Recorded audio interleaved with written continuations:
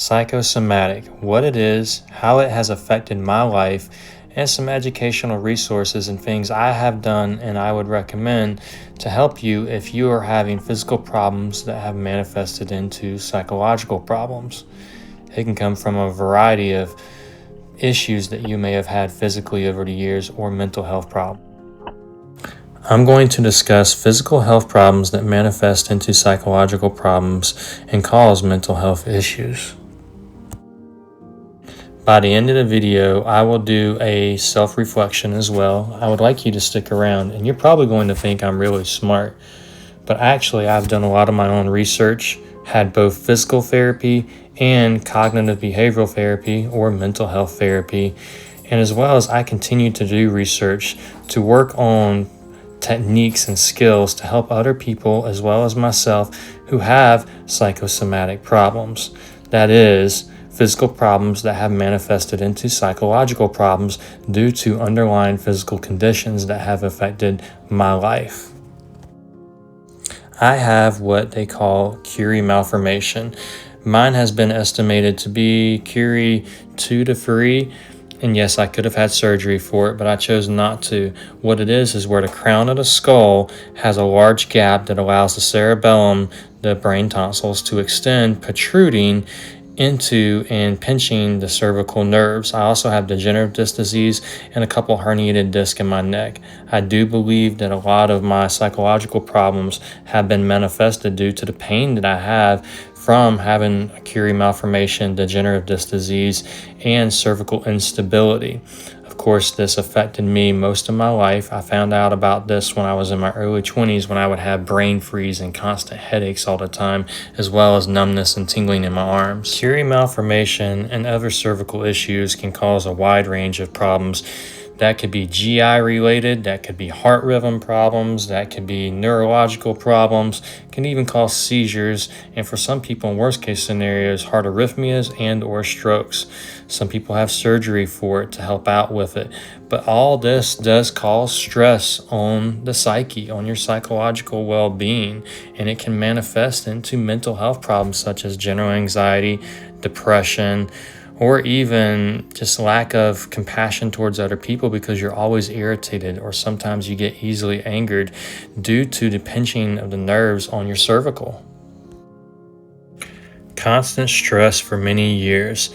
All this pain can result in constant stress, not just on your physical body, but on your mental health as well. Because when you are physically in stress and inflamed and having all this pain, you can have mental health problems that range from anxiety to depression and anger. Not only that, but when you look at it, I also have degenerative disc disease and herniated disc. I mentioned this is also in my lumbar. I've dealt with this for many years as well. I blew up my back some years back being a mechanic, and that causes stress as well. Pain does not have to always come from cervical or back problems. It can also come from arthritis, joint problems, and or previous injuries. These can exacerbate mental health problems and become psychological manifestations of physical problems. As you can see in the x-ray, I have severe stages of arthritis in my left hip from skateboarding for 25 years. I also surfed for a number of years and played volleyball as well. Extreme action sports or even extreme athletes suffer with these physical problems as well, and this can manifest into psychological problems. Postural orthostatic tachycardia syndrome, also known as POTS, recently discovered about a little over a decade ago. Still not a confirmed diagnosis, but more people are coming out and understanding what it is and having symptoms of it. If you've ever done a tilt table test, probably one of the scariest things that you've ever had. And it's where your heart rhythm changes. It can go up and down, and for like me, I've actually fainted and passed out multiple times and had mild cases of AFib and was hospitalized because of that. It progressively got worse as my joints deteriorated and my pain got worse. If you've had POTS or you're dealing with it, having low heart rate or even too high of heart rate uncontrollably can be related to vagus nerve problems. Now, I'm not the expert on this, but I've done my research and I do have the diagnosis to confirm it. My blood pressure has dropped before. I've had circulation problems and sleep apnea for many years related to pinching of the vagus nerve, as neurologists have told me after seeing hundreds of different doctors over the years and some of the best in the country as well. It affects blood oxygen levels, as well as my sleep, as well as my heart variability, as well as my overall health. The physical problems affecting my physical body and my heart rate caused me to have fear of eating. It must be something I'm eating. It must be something I'm doing. And I lost a lot of weight. In fact, the stress caused me to lose a lot of weight, worrying about what was going on with me. It was really going to therapy that helped me out the most, understanding how my psychological problems are manifested by my physical problems, and my physical problems are only exacerbating them.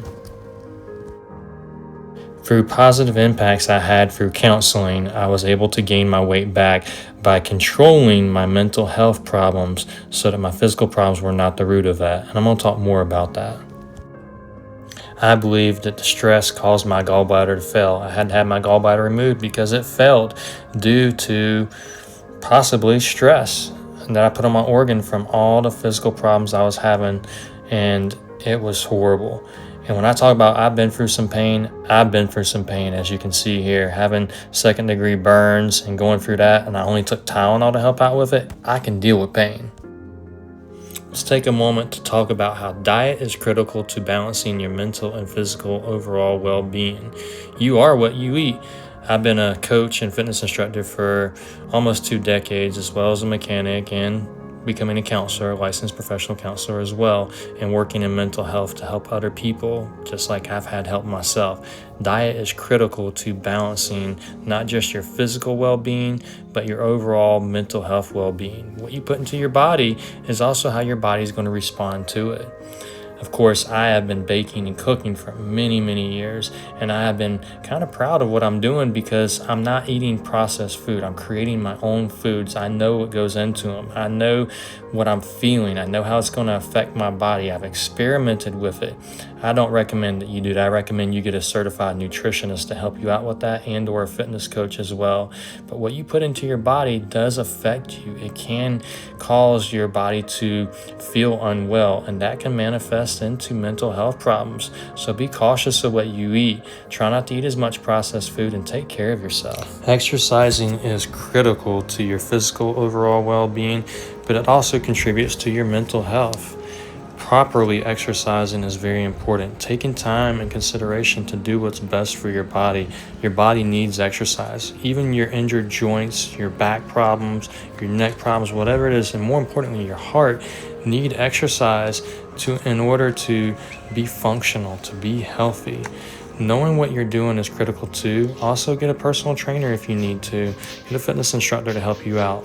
Proper exercise routine helps you have a healthy lifestyle. So you don't just look good, but you feel good about yourself and what you're doing. Knowing what your limitations are. Just because you have physical problems does not mean that you mentally need to put yourself in the dirt. Oh, I'm never going to get over this. Oh, I'm always going to be defeated. Knowing your boundaries. Listen to your body. Your body's telling you that too much is too much. Don't do it. If you can't do high impact training because it's causing some type of stress on you, don't do it. Simply put. And more importantly, failure is not an option. Failure is not your chance to give up. Because you feel like this does not mean that mentally you have to let that be a part of you. Mentally, be competent. Get the help you need. Overcome this with confidence. Journal. Do reflection. Reframing. These are some simple cognitive behavioral skills that will help you when you are physically feeling that you are wore out. And of course, not overdoing it. Don't overdo what you're doing physically. Know your limits. Know your limitations. Know how your body's feeling. Listen to your body. I'll repeat it over and over again. This all contributes to having good mental health as well. Knowing the difference between healthy pain and unhealthy pain. What is good pain physically and what is bad pain physically? Reflect on that. Reframe and tell yourself, okay, what I am doing is good for me. It's not bad for me. Therefore, I know it's safe and effective. Of course, you can still make gains even when you are physically and mentally struggling. Do not feel self-defeated. Not everybody can be a superhero like Mr. Chuck Norris here and be superhuman. Understanding what your physical and mental boundaries are important to having a good lifestyle, overcoming these psychosomatic problems. Because when you step outside of those boundaries and those limitations, you are no longer doing what's good for you. Another great thing that you can do is get creative. Find hobbies that you enjoy, like I mentioned cooking before and exercising, obviously. But another one is painting, reading, or writing. Find a hobby that is creative to help take your mind away from how you are feeling physically. This is good for your mental health. I like to do art therapy as a way of practicing reflection and reframing past traumatic experiences with positive cognitions and future outcomes so you don't have to be stuck in that same place. Don't underestimate the power that music can have on you and your psychological overall well-being. Whether you play music or you listen to music, that's a way to connect mentally and emotionally with something. That song that you're hearing is no longer the person who wrote it. That's your song. It connects with you.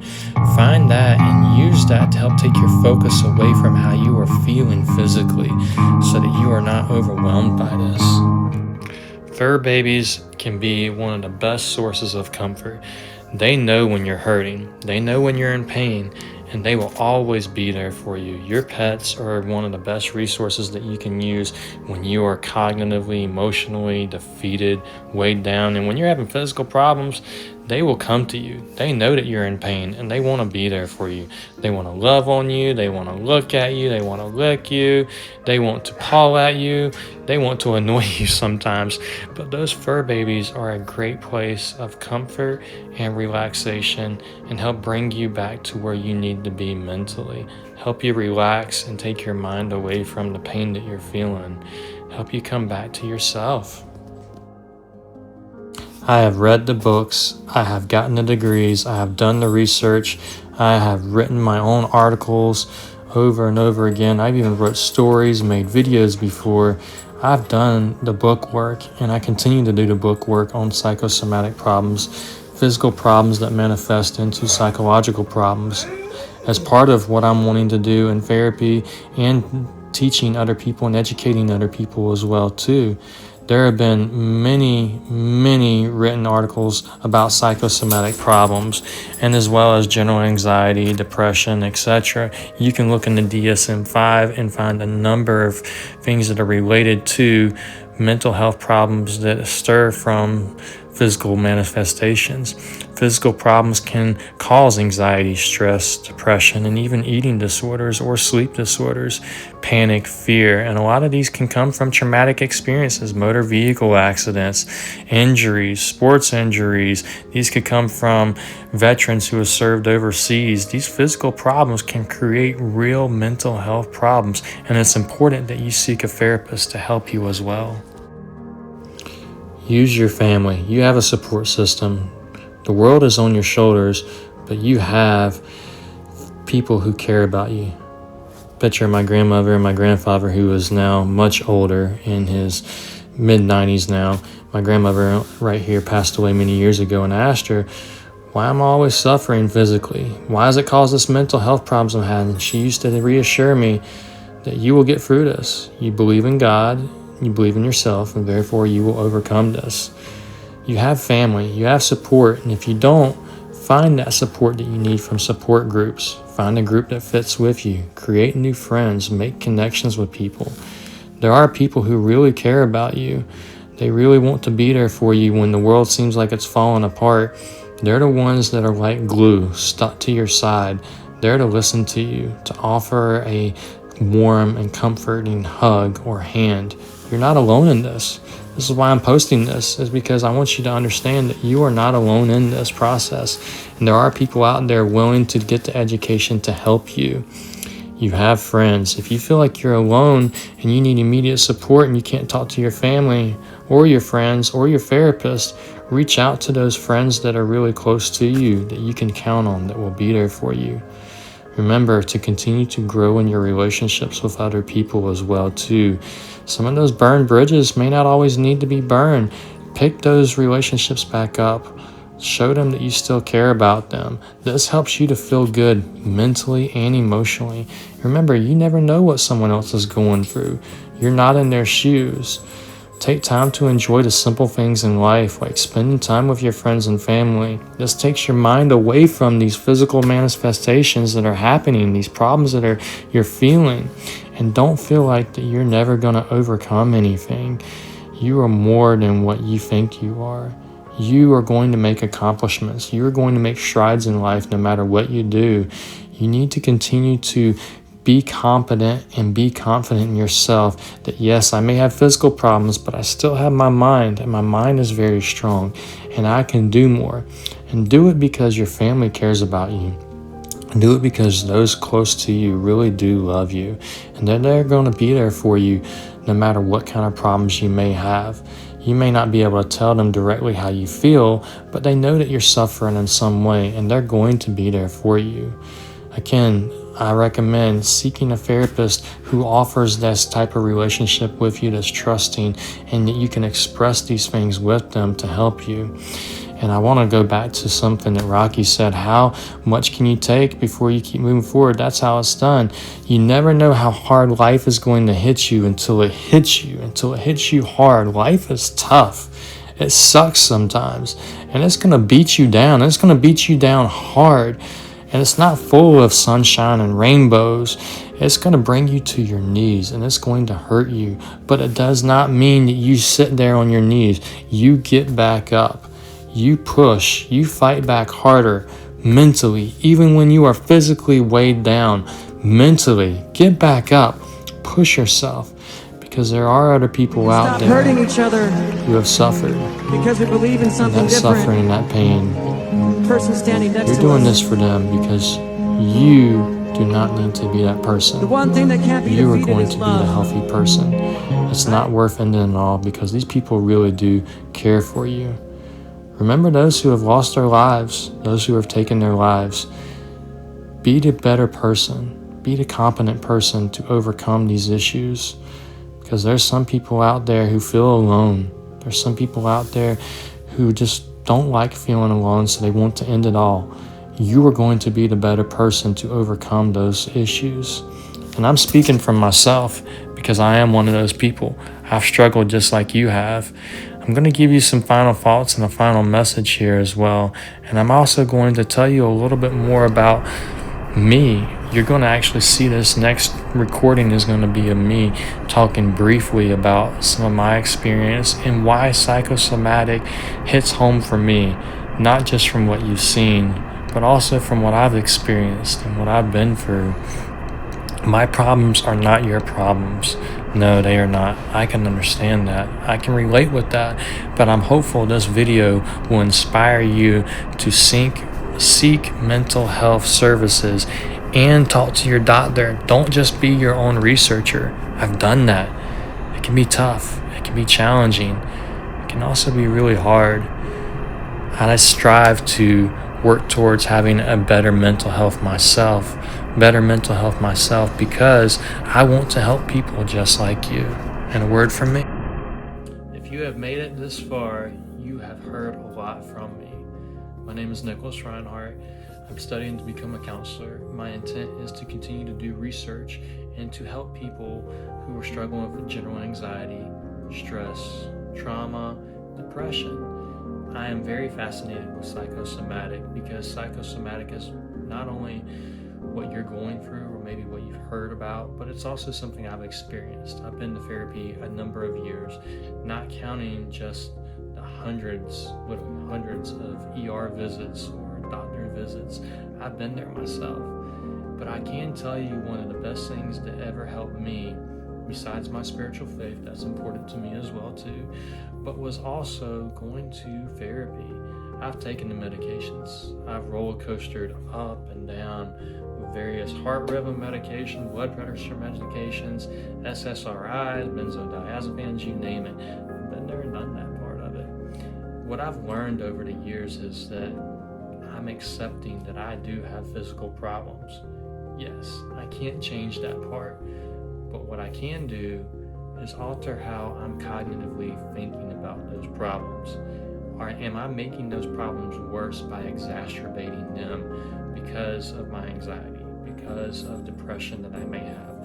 Currently, as of today, As of January 2026, I do not take any medications. I take Tylenol to help out with pain. I don't take any medications. Do I still have episodes with POTS where I get these dizzy spells? When I say POTS, if you've done the tilt table test, you've been diagnosed with it, you know what it is, that sometimes you just get like the whole world just flips upside down. It's as if everything just completely turns upside down and you're going really fast down a roller coaster ride while everything around you is spinning. I've gotten to the point where I've blacked out and fainted and passed out. My blood pressure has dropped. My heart rate has dropped. I've come to with my watch dinging at me, EMS being called on me, and I'm in mild AFib because my heart rhythm is all over the place. But I've also had bradycardia AFib and tachycardia AFib. Did I have heart surgery or ablations done for it? No. Why? Because the problem was outside of my heart. It was not in my heart chamber. It was due to my central nervous system. So what did I do? I recognized over the years my mental health plays a huge role in how I'm feeling physically. You saw Chester Bennington there at the end. I did many years ago a post about Chester Bennington. He did end his life approximately a year after Chris Cornell did. Two of my favorite musicians over time, and he's not the only one. There's some athletes over the years like Dave Muro. If you're a little older like myself, a millennial, I skateboarded, BMX, surfed, you named it, when I was younger. Dave Muro was a professional freestyle BMX rider. He killed himself many years after he became pro as well due to physical health problems. Bruce Irons, one of the greatest big wave surfers of our time, aside from Laird Hamilton when they first started doing big wave surfing. He had a lot of physical health problems. He ended up overdosing on medications. You could say he almost killed himself because he would always complain about the headaches, always complain about the injuries. So my video is here to be supportive of you when what you're going through. I understand that physical problems can cause you to feel psychologically worn out and defeated. Wearing Superman shirt, love Superman. Many years ago, my little brother told me that I remind him of Superman, and I am his Superman. That has been something that's helped me keep in the back of my head. That's a positive memory that I have that helps me reflect that, yes, I am struggling, but I am going to overcome this. And just like Superman, I'm going to have enemies. I'm going to have arch villains. For me, it's my mind. I can't change how I feel physically, but mentally, I know there's something I can do. I'm a firm believer in solution-focused therapy as one of the modalities and approaches that I have had. I've used in therapy working with clients, but I've also had it done with me in therapy as well, because sometimes you can't handle a session of, I need to walk through this very slowly. Some people, they need immediate grounding. They need someone to help them when they're in immediate sense of fear, impending doom, and danger. If you've ever been in the back of an EMS going down the road and you're still conscious and they haven't put you on drugs, or you're not unconscious due to an injury or anything like that, or a health problem, you know how terrifying that can be. Even waking up in the hospital, not knowing where am I, what's going on, why am I here, that can be terrifying. Mental health therapy does help out with your physical problems. You may not believe this, but I'm a firm believer in it. So I'm going to heed caution for you if you're listening to this. Stop doing your research. Leave it to the experts. I myself intend on being one of those experts one day. I myself intend on creating educational and psychoeducational articles, books, resources to help other people who are dealing with psychosomatic problems. No, it's not technically a diagnosis in the DSM. I'm hopeful that one day it will be. I believe that children also go through this as well. I love working with kids and teens, and I've even heard kids and teens who have been through have had physical problems. It could be that they were overweight and they were trying to lose weight. Some of them struggle with diabetes. I've worked with autistic people and people who had cerebral palsy, children and teens and adults, when I was a fitness instructor. I enjoyed working with those people. Why? Because I knew that they had something physically wrong with them, but exercise helped them feel better about themselves. Yes, there's videos of me working out, and I've continued to post many of them because it's not for me about how much I look, it's more about how I feel. And I've told that to my clients for many years. I went from being this egocentric bodybuilder in my early 20s, late teens, to being someone who was literally eating my own words. I had to practice what I preached to so many people for many years. And now here I am sharing my experience with you. I'm hopeful that you find my video helpful and that you're able to connect with it. Yes, I use some of my memories, and I will recommend that you lean on a good support system, your family and friends. If you don't have that, find a support group that works for you. As a former representative of someone who's been in NA before, because there was a time where I used recreational drugs to help me with my physical problems because I thought it was my way to escape. I also thought it was good for me mentally. I'm glad to say that it's going on, it's 10 and a half years since I've been down that road. I don't smoke. I rarely, occasionally have like a beer or maybe a mixed drink, and it takes me a while, literally like an hour, 2 hours to sip on it, because I don't like the feeling of being out of control of my body anymore, but I also know that it can cause me to have some issues mentally. So what I try to avoid, what I try to do is set my boundaries and limits. Setting boundaries and limits on what you are capable of doing and what you are feeling. If you know that I'm going to go out here and run a mile, but yet it's going to cause me pain for the next 3 days because I have a blown out hip, I do it.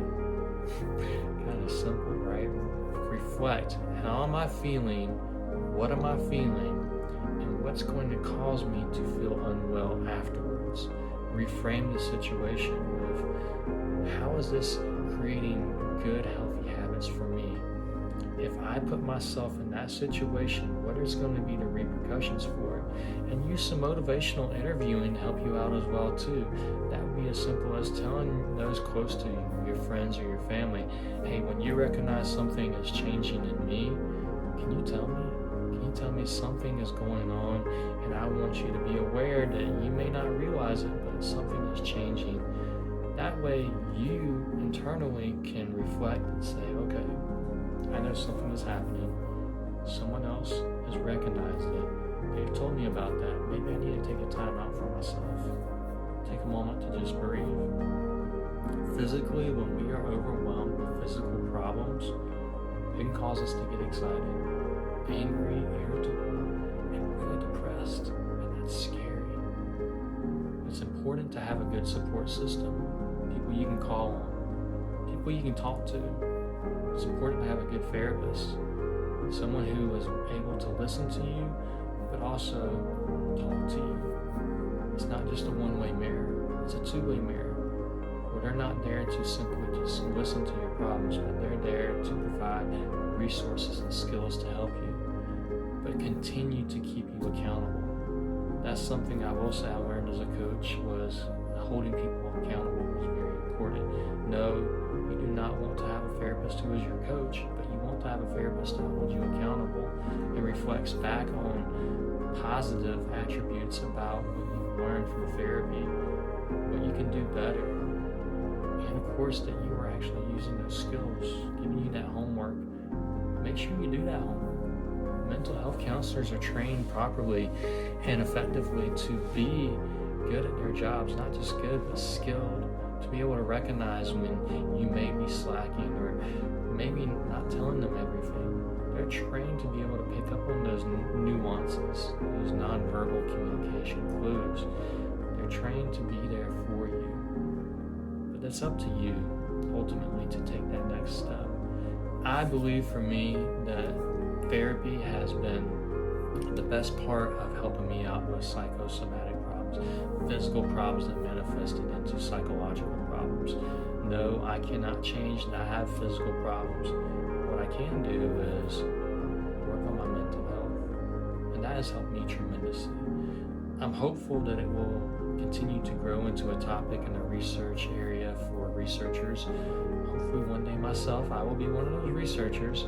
And as a researcher, I intend on creating resources and programs and writing articles and working with other researchers and scholars in the future to talk about how we can help people mentally overcome some of that mental stress that's weighing in on them. No, we can't change what's happened to you physically, but there are doctors out there, your primary care doctor, your cardiologist, your neurologist, your orthopedic, your surgeon, whoever it is, physical therapist, you can count on those people to help you out with the physical problems.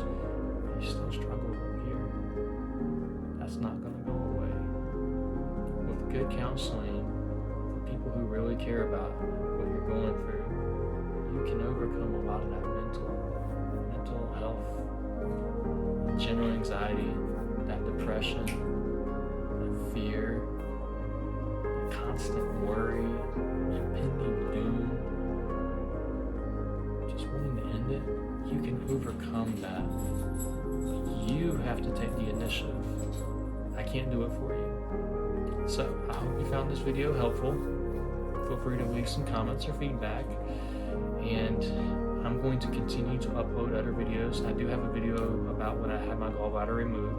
I do 100% think it was stress that caused that. My gallbladder was failing. I did the HIDA scan, which way worse than the MRI in my opinion. I can deal with the Battlestar Galactica going on. But the HIDA scan, and then they inject you with the morphine to make your gallbladder function. It was unusual, it was stressful, and it was a little bit painful as well too. The gallbladder surgery, in and out, actually the only problem I deal with is the IBS stuff that happens afterwards. I talk about that in my videos about my gallbladder surgery. But yes, that contributed to mental health problems as well. So I want to leave you with this, that you have people there who care about you. There are resources available to you. And I hope you will hear me out and take note of this and take good care of yourself, because you are treasured and your story is important as well. Anyways, it was good sharing this with you. I hope you learned something from this. I'm not going to ask you to subscribe because I'm not out for making money on this. I'm out for advocacy, because I want to advocate not just for people like me, but people like you. People who have real problems. People who just want to be heard. People who want to be helped. People who want to be felt. When it comes to therapy, I highly recommend going in person. Virtual therapy is okay, but there is so much of a better experience when you are one-on-one with your therapist and working with them. The environment changes when moods change. The therapist can recognize nuances that you may not be able to see virtually, and it's helpful to gauge your audience. As a therapist, you can gauge how your client is feeling. And if you notice something may be off, you want to talk to them about that. You want them to share more about that. You want them to reflect. It's hard to do that virtually. Anyways, I hope you enjoyed listening to this. Leave me some feedback. Positive and negative feedback are both advised, because even criticism can be helpful for critiquing yourself and growing and developing into a better person. And as I'm striving to grow and develop into a positive, ethical, and competent mental health professional, I hope you, and hopefully future educator, I hope you will strive to grow and develop within yourself and take good care of yourself. Thank you for listening.